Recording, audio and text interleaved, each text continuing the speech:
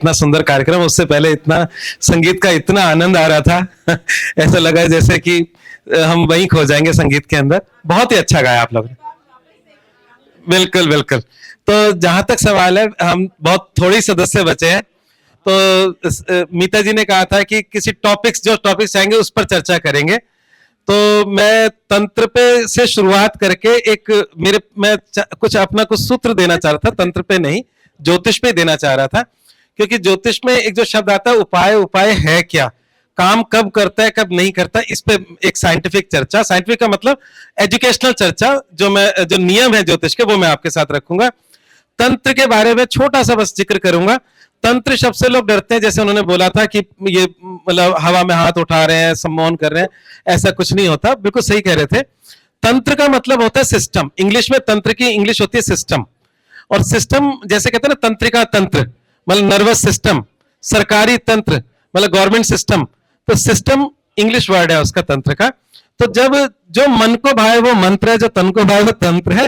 मनत्र इति मंत्र, मतलब जो मन की रक्षा करता है वो मंत्र है।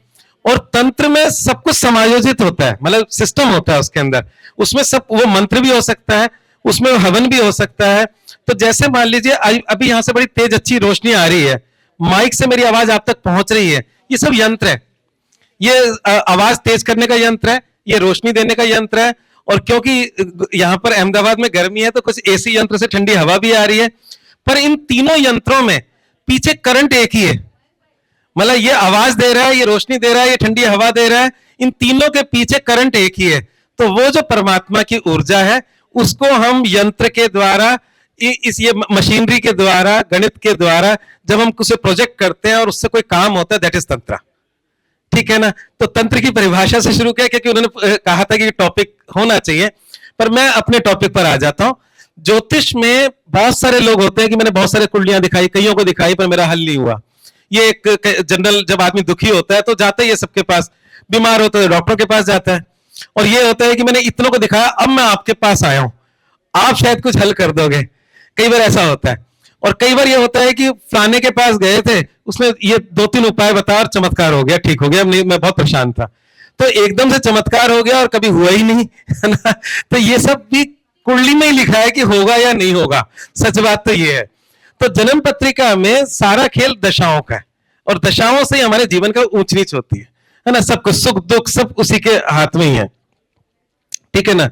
तो यहां पर जो अच्छी दशाओं में जनरल ज्योतिष के अंदर जो फार्मूले हैं उससे थोड़ा आगे बढ़ूंगा, पर जनरल ज्योतिष की बात कर लेता हूं। आप सब विद्वान हो, कोई मैं अलग चीज नहीं बता रहा, आप सब लोग पहले से ही जानते हो कि हम बुरे का दान करते हैं। जो भी बुरा ग्रह है, जैसे मान लीजिए कोई हॉस्पिटलाइज हो जाता है, जिस ग्रह ने उसे हॉस्पिटल पहुंचाया है उसका हम अनाज दान कर देते हैं। बृहस्पति के लिए चने की दाल, बुध के लिए मूंग की दाल, मंगल के लिए मसूर की दाल, और कभी कहते हैं तुला दान, मतलब उसके वजन के बराबर दान कर देते हैं। मंत्रों में हम महामृत्युंजय उस देवता से प्रार्थना करते हैं जो उसी चीज के लिए बना हो, है ना। हर देवी देवता, हमारे यहाँ इतने देवी देवता है, क्यों है इतने देवी देवता? हम अपनी प्रकृति के अनुसार तो अपना इष्ट चुनते हैं। पहली चीज तो ये हमारे पास एक ऑफर आ जाता है कि हम अपनी प्रकृति के अनुसार अपना इष्ट चुनते हैं। फिर उसके बाद जब इसके पास जाते हैं, किसी ज्योतिषी के पास, तो वो आपको पर्टिकुलर किसी देवता की बात करता है। तो वो देवता किस प्रकार से काम करते हैं उसको थोड़ा सा समझते हैं। फिर मैं अपने असली टॉपिक पे आऊंगा।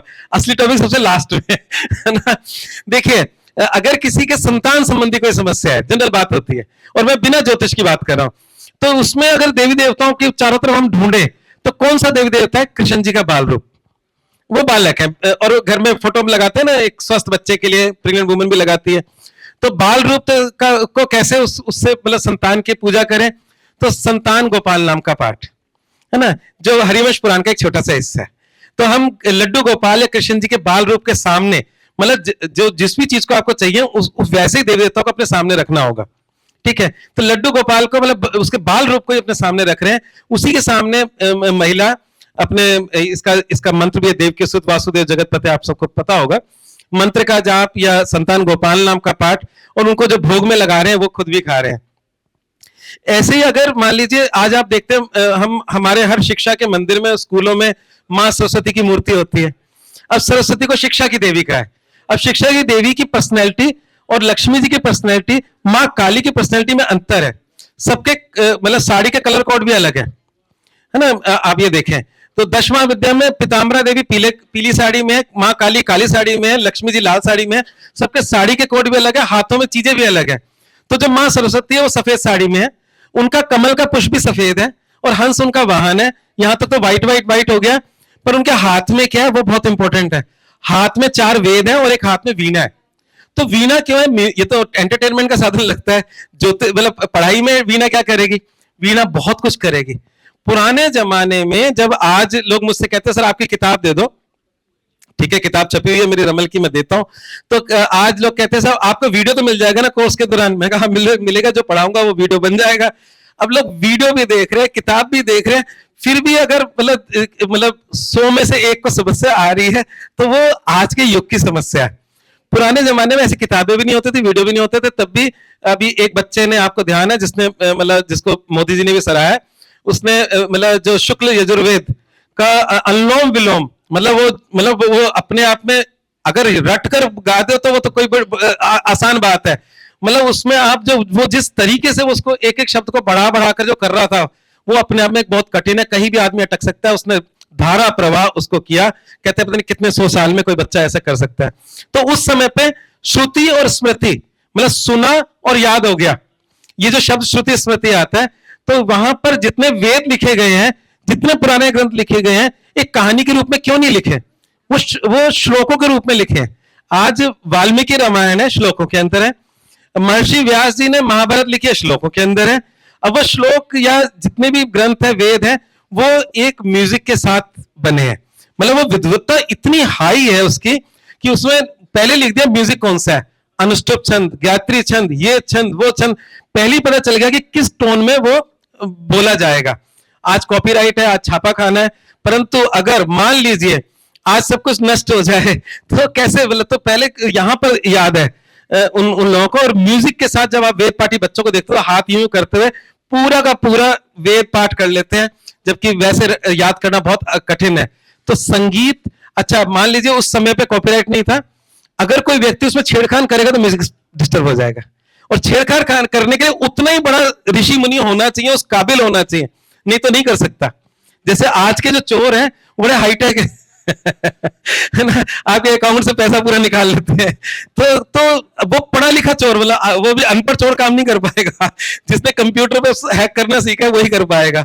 तो कुल मिला के बात है कि जो सॉफ्टवेयर बना रहा है और जो चोरी कर रहा है, दोनों गजब के बराबर के ट्यूनिंग के दिमाग वाले हैं, ठीक है ना। एक तो बना रहा है उसकी सिक्योरिटी और एक सिक्योरिटी तोड़ने का काम कर रहा है। तोड़ने वाला शायद ज्यादा इंटेलिजेंट तो कुल मिलाकर बात है कि मां सरस्वती के हाथ में वेद है और वीणा है। हर देवी देवता प्रकृति के अनुसार है, जैसा उनसे आपको चाहिए। ऐसा मुझे ध्यान है, एक कहानी आती है कि विवेकानंद जी के एक बच्चा आया कि मुझे भगवान के दर्शन करने हैं, और वो दुबला पतला था, बहुत कमजोर सा था। विवेकानंद जी ने कहा बाहर जो फुटबॉल खेलते बच्चे देख रहे हो? कहता हाँ। पहले खेलो, अपने शरीर को बनाओ तब आना।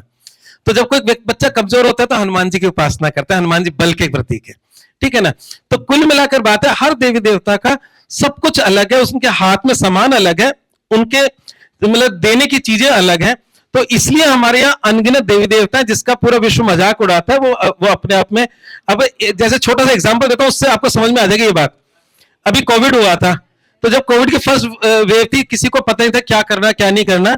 तो उस दौरान मेरे दोस्त और उसकी पत्नी दोनों को कोविड हुआ, परंतु एक की दवाई दूसरों को नहीं लगी, मतलब एजिथ्राल और क्लोरोक्विन ये उस समय चल रही थी। तो मेरे दोस्त को क्लोरोक्विन सूट नहीं करी, एजिथ्राल सूट की, पत्नी को क्लोरोक्विन सूट की, उससे वो ठीक हुई। तो सब अपनी प्रकृति के अनुसार इलाज होता है सबका। सबके लिए एक चीज नहीं चल सकती, सबकी केमिस्ट्री अलग है, ठीक है ना। हमारा शरीर विज्ञान एक है, पर फिर भी हम अलग अलग है, ठीक है। तो ऐसे ही जब, और मैं आप सबके बीच में इसलिए कह रहा हूं कि आज की डेट में लोग बाग हमारे देवी देवताओं का तो मजाक बड़े आराम से उड़ा लेते हैं, फिर महंगे होटल के अंदर एंजल हीलिंग सीखने जाते हैं, और एंजल हीलिंग में क्या सीखते हैं? एक दिन की वर्कशॉप बड़ी महंगी, और एलीट क्लास महिलाएं सीखती हैं, है ना। और उसमें क्या सीखती हैं? बस नाम बदलते हैं, सोफिया, जोसेफ, है ना, माइकल, और वो उनके होते हैं मतलब स्वास्थ्य के देवता, इसके देवता, उस देवता, उसमें किसी को कोई परहेज नहीं होता। लक्ष्मी जी को धन की देवी मानने में दिक्कत है, धन के रक्षक कुबेर को मानने में दिक्कत है है ना। हनुमान जी को बल का देवता मानने में दिक्कत है, परंतु वो जो मतलब जो कोई इंग्लिश में बोलते हुए बहुत हाई फाई मतलब सेशन जिसमें एक बड़ा जेब से पैसा खर्चा किया हो, है ना, उसमें 5 स्टार हो और उसमें मतलब हम एंजल्स का आह्वान कर रहे हैं, यहाँ देवी देवता का अपमान होता है और उस देवी देवता को शक्ति देने में जिस ऋषि का है, पहले ऋषि का आह्वान होता है। आज जो तुलसीदास जी के हनुमान चालीसा संस्कृत में नहीं है, हिंदी में है, अवधी भाषा के अंदर है, उस समय वहां की लोकल भाषा, उसमें तुलसीदास जी का तब्बल है, इसलिए हनुमान चालीसा में शक्ति है। मार्कंड ऋषि का तब्बल दुर्गा सप्तशती में है, इसलिए उसमें शक्ति है। अब मैं वापस अपने टॉपिक पर ही आ जाता हूं, ये तो फिर अंत नहीं होगा इन कहानियों का। तो मैं बता रहा था कि जब हम उपायों की बात करते हैं तो कभी उपाय होते नहीं है और कभी तुरंत हो जाते हैं और कभी थोड़े समय बाद होते हैं। इसके पीछे कोई साइंस है? मैं इस समय भाषण में बाद में बात करता हूं। तो इसके पीछे साइंस है, ज्योतिष में बिल्कुल साइंस है। ज्योतिष बता देता है कि आपके उपायों का फल मिलेगा या नहीं मिलेगा, ये बस हमें पता नहीं है ना। वो क्या उपाय फल है वो बता देते हैं। तो मैंने जैसे बोला कि दान हम बुरे ग्रह का करते हैं, रत्न हम अच्छे ग्रह का पहनते हैं, मतलब अपने से एड ऑन क्या करोगे जो आपको सूट करे, जो आपको फायदा देता हो उसको आप जोड़ोगे ना, और जो आपको आपके लिए कष्टकारी है उसको दूर कर दोगे। और पूजा पाठ व्रत, अच्छे व्रत दोनों की होती है। आज किसी की तारीफ करो तो खुश होता ही है ना इंसान, तो हम पूजा पाठ प्रेयर्स अच्छे बुरे दोनों की कर सकते हैं, ये कॉमन सा रूल है। परंतु इसके पीछे का साइंस क्या चलता है वो समझ लेते हैं। हमारे ग्रह जो कुंडली में होते हैं और जो आपकी नवमाश कुंडली होती है, हमारे षोडश वर्ग आपने सुने होंगे, आप सब जानते होंगे। तो जो मतलब हमारी जो राशि के 9 अंश जब हम करते हैं 3-20 के, और उससे हमारी नवमाश कुंडली बनती है, तो वो जो ग्रह कुंडली के है वो नवमाश कुंडली के चर स्थिर द्विस्वभाव राशियों में जो पढ़ते हैं सार उससे निकलता है। मतलब चर का मतलब मूवेबल साइन, उसे देव अंश बोलते हैं, और जो द्विस्वभाव है उसे हम बोलते हैं राक्षस के अंश, और स्थिर का मतलब मनुष्य अंश। तो जो ग्रह आपके स्थिर नवमाश में चला गया उसके उपाय बड़ी मुश्किल से ही होते हैं, उसके रिजल्ट नहीं मिलते। आप देखो, पर उपाय करना जरूरी है, मैं उसका भी उत्तर दूंगा। चलो पहले उत्तर दे देता हूं, बाद में इस विद्या को समझा देता हूं। एक्चुअल में मान लीजिए 3 लोग हैं और तीनों के उधार है। एक व्यक्ति का 10 करोड़ का उधार है, दूसरे व्यक्ति का आप मान लीजिए मतलब 1 लाख का उधार है, और तीसरे का 10,000 का उधार है। तीनों 1,000 की किस्त चुका रहे हैं। जिसका 10,000 है 10 किस्तों में चुक जाएगा, जिसका 1 लाख है उसको थोड़ा टाइम लगेगा, जिसका 10 करोड़ है वो कह रहा है कितने ही मैंने चुका दिए, कभी कुछ हल नहीं होता, मेरा लोन नहीं चुक रहा, मैं तो हर महीने देता हूं 1,000 की किस्त। तो हमारे कर्मों का कितना हिसाब किताब है, उपाय जब करते हैं उसका हल तो हो रहा होता है, पर हमें नहीं दिख रहा होता। इसलिए नहीं दिख रहा होता है कि वो आपका लोन 10 करोड़ वाला है, उस कैटेगरी का है, और 10 करोड़ का लोन दिखेगा कैसे, जब स्थिर नवमाश में ग्रह होगा। स्थिर राशि कौन सी? 2, 5, 8, 11, वृषभ, सिंह, वृश्चिक और आपकी कुंभ, इन राशियों में अगर ग्रह बैठा है तो स्थिर नवमाश में, जिसे मनुष्य अंश बोलते हैं, और मनुष्य अंश तो भोगने के लिए आता है इस धरती पे, तो उसका हल निकलना बड़ा मुश्किल हो जाता है। ज्योतिषी, तांत्रिक सब उपाय करते हैं और वो कहते हैं मैं इतनों से मिल लिया पर काम नहीं हुआ। अब जिनका थोड़े प्रयास से काम होता है वो है द्विस्वभाव ग्रह राशि के अंदर बैठे ग्रह नवमाश के। द्विस्वभाव राशि में जब ग्रह बैठते हैं, जिसे हम राक्षस अंश कहते हैं, है ना, वो भी देखो शक्ति किसके पास है, या तो देव के पास है या राक्षस के पास है, मनुष्य तो कमजोर है तो यहां पर राक्षस का मतलब बुरी शक्ति है, थोड़ी मेहनत करेंगे रिजल्ट निकल जाएगा। क्योंकि जो द्विस्वभाव राशि है उसका जो फर्स्ट आधा पार्ट है वो स्थिर है और आधा पार्ट चर है, तभी उसे द्विस्वभाव का है। मतलब मूवेबल साइन तो चर राशि है जो प्रतिबल बदल रही है, परंतु द्विस्वभाव का आधा हिस्सा स्थिर है और उसके बाद का चर है। तो जो आधा हिस्सा स्थिर है, थोड़ी मेहनत की, थोड़ा उपाय किए कुछ समय तक और उसका रिजल्ट मिल गया। अब जो चर राशि के अंदर होता है तो उसे कहते हैं देव नवमाश। देव नवमाश में दैवीय शक्ति से आपके काम हो जाते हैं। अभी किसी ज्योतिषी के पास गए, उसको भी सम्मान मिल जाता है। उसने कहा आप तो ये 4 मंगलवार हनुमान जी के चोला चढ़ाना, उसने 4था मंगलवार अभी पूरा नहीं हुआ तो उसका काम हो गया। और उसने कहा साहब मैं ज्योतिषी के पास गया था, चमत्कार हुआ, गलत नहीं है ना, उसने देवता की पूजा की और काम हो गया। तो चर नवमाश के अंदर आपका जल्दी होता है काम। स्थिर नवमाश में समझ लिए कि बहुत मुश्किलें आएंगी, कठिन है, और द्विस्वभाव में थोड़े समय बाद काम हो जाता है। पर उपाय तो तीनों में ही करने चाहिए, कर्मों को तो काटना ही है ना। हमें लगता नहीं कि वो 10 करोड़ का वो लोन कट रहा है, नहीं कट रहा, पर कट रहा है, चाहे थोड़ा ही कट रहा हो, उसका परिणाम नहीं दिख रहा, पर अंत तो गणित तो कर्मों की होनी है। ठीक है, तो ये तो हो गया एक छोटा सा सिद्धांत। मतलब छोटा नहीं, बहुत बड़ा सिद्धांत है। अब इसी सिद्धांत में उपाय क्या करें, इसके लिए इसके पीछे भी एक गणित है। मतलब कौन सा उपाय ज्यादा कारगर होगा।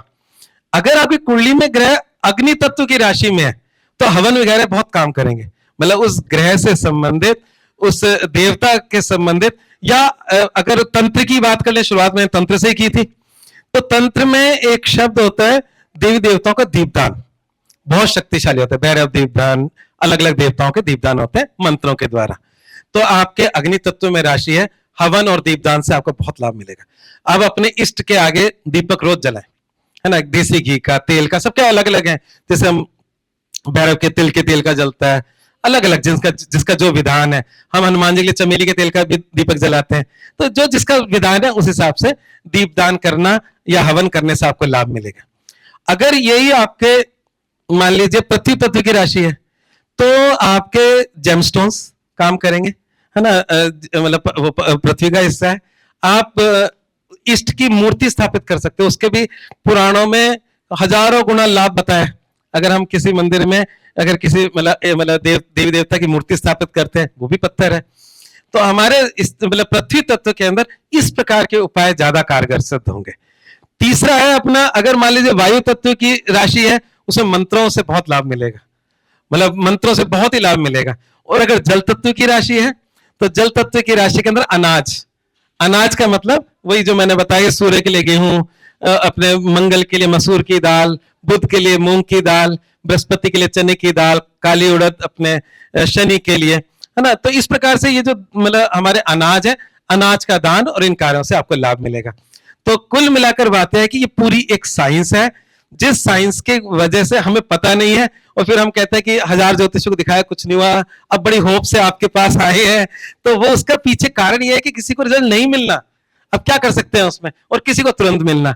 तो ये शायद मेरे ख्याल से आपके लिए कुछ नया कॉन्सेप्ट होगा। तो मुझे लगा कि मीता जी की इस सभा के अंदर कुछ ऐसा दो जो आपके काम आ सके, कुछ नया हो। रोज रोज की बातें सभी ने पढ़ रखी है, सब अग्नि सोमात्मक जगतम, अग्नि और सोम से जगत की उत्पत्ति हुई है, सूर्य चंद्रमा नौ ग्रह, ये सारी बातें तो हम रोज ही रिपीट करते हैं। पर ये मेरे ख्याल से आप सबके लोगों के लिए कुछ नया होगा, और उस नए के अंदर मुझे लगता है कि आपका ये विजन क्लियर होगा कि जब हम कर्म करते हैं, क्योंकि उपाय भी कर्मों का हिस्सा है, सीधी सी बात है, परंतु कभी लाभ मिलता है और कभी क्यों नहीं मिलता। धन्यवाद।